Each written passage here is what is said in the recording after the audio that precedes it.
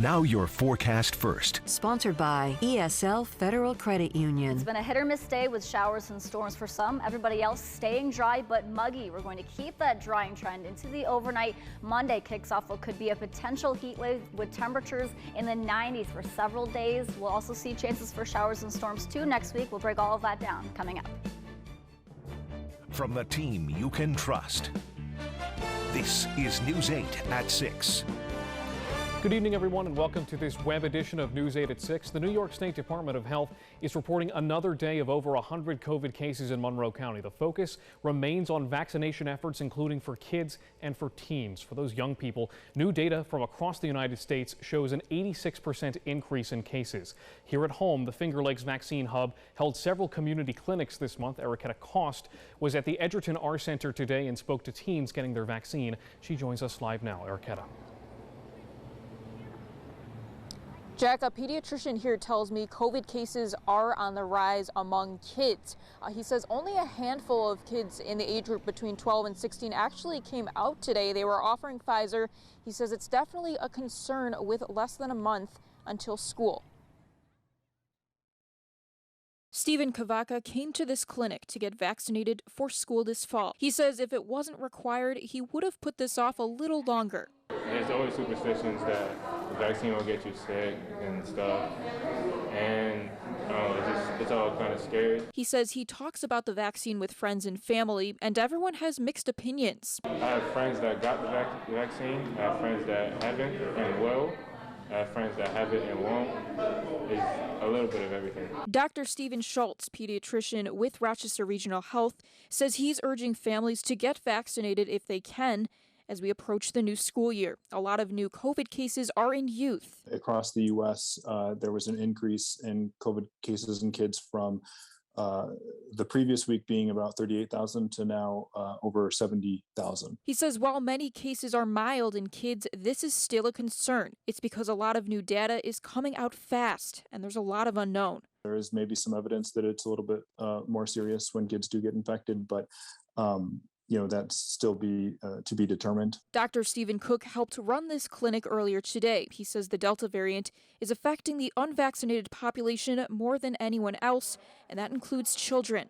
We are still learning about this Delta variant, and so right now, today, it doesn't seem as dangerous. But in a few more weeks of the data from the South and other states coming out, we might actually see that it is worse.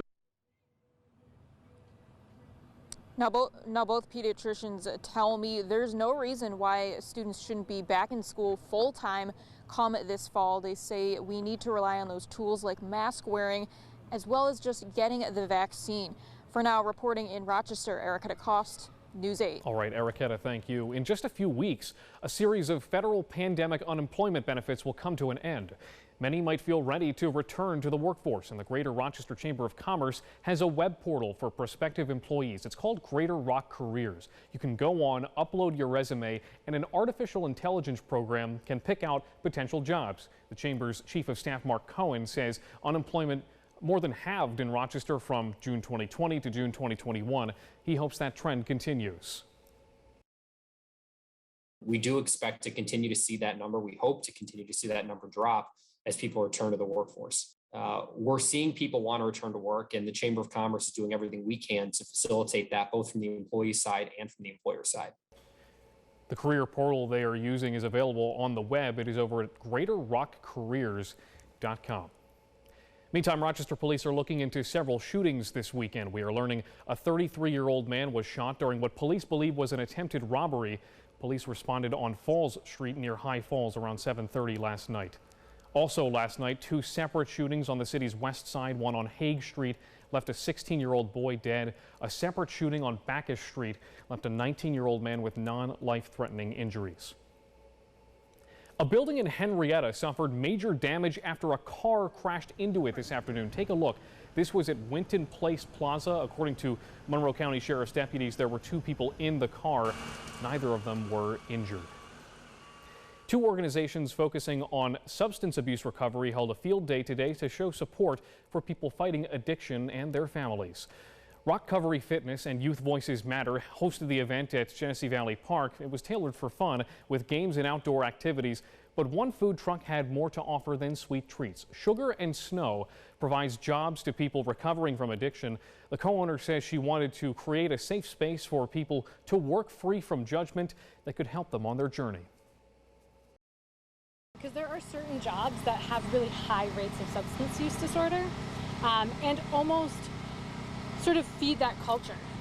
So I just really want to send messages to people that they're cared about, you know, and I find that with this demographic, sometimes that messaging gets lost. Society sends us messages that, you know, we're sort of substandard or there's something wrong with us.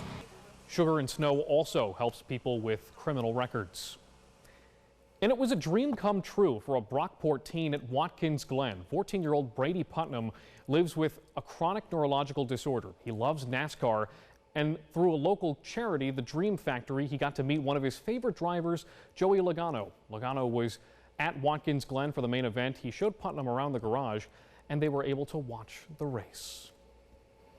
And the dog days of summer are not done with us yet. A heat wave is very possible over these next few days. Christine Gregory here to map it all out. Yeah, it's looking very likely over the next several days that we will be dealing with what looks like the hottest stretch that we've seen all summer long. We'll show you what we mean in just a second, but temperatures right now, we're in the 80s, and the heat that we've been feeling so far has been mainly tolerable. The humidity has been at bay, temperatures in the 80s, but once we get to Monday, Tuesday, Wednesday, possibly even Thursday of next week, we're looking at temperatures at least 90 degrees for places like Rochester and South too. So this is going to be definitely a very, very hot stretch. Pair that with the humidity that we will feel, and we're looking at heat index values in the mid to upper 90s. Right now, though, satellite and radar is quiet. A lot of us have been dealing with some showers and storms as we continue to see that humidity sort of build up throughout the past few days. Right now, though, mainly everybody is quiet, but those that did see the rainfall earlier today had a decent amount of rainfall with them. Places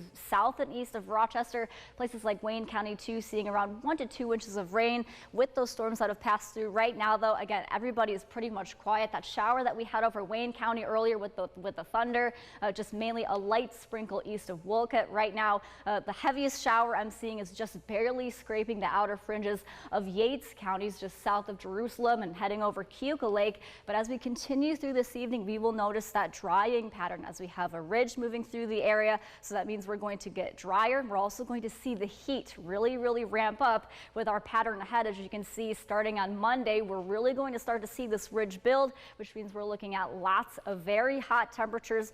Pair that with the humidity too, not only Monday, but also through Tuesday, Wednesday, even Thursday of next week. It's going to be very hard to find relief, and it won't be until I think we get to Friday, once we get to the end of the week, where we'll start to see that cold front push through and we will finally get relief from the heat. But we'll time things out tonight. Again, I think much of the shower activity is gone. We will see a drying pattern. Temperatures overnight will fall into the 60s. It will be very, very mild overnight. So sleeping weather, it's not going to be the most comfortable. You're definitely going to want the ACs on. You'll want them to stay on. Temperatures on Monday will begin that streak of hitting 90 degrees or more. Pair that with the humidity, it will feel even hotter than that. Monday will also be a mostly dry day, maybe just a spot thunderstorm in the afternoon.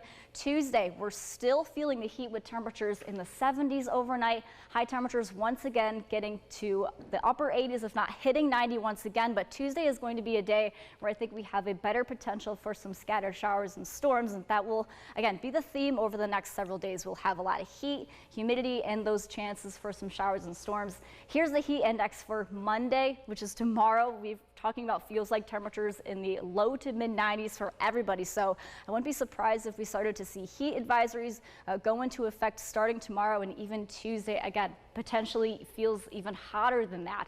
So we've got a lot of heat and humidity ahead. Notice we're still looking at temperatures in the 90s through Tuesday, Wednesday, possibly even Thursday. But if we do get some of those shower and storms to pass through, that could keep temperatures at bay. But it's looking like a very, very summery stretch. And we'll be tracking better chances for rain and storms, Jack, I think Tuesday and Thursday, Friday of next week. Okay, the 90s could be back for 4 straight days. That's a heat wave, right? Yes, at least 3 days. At least that's what the forecast says right now. So thank you, Christine. Yes. That's all for News 8 at 6. We're back on TV at 11.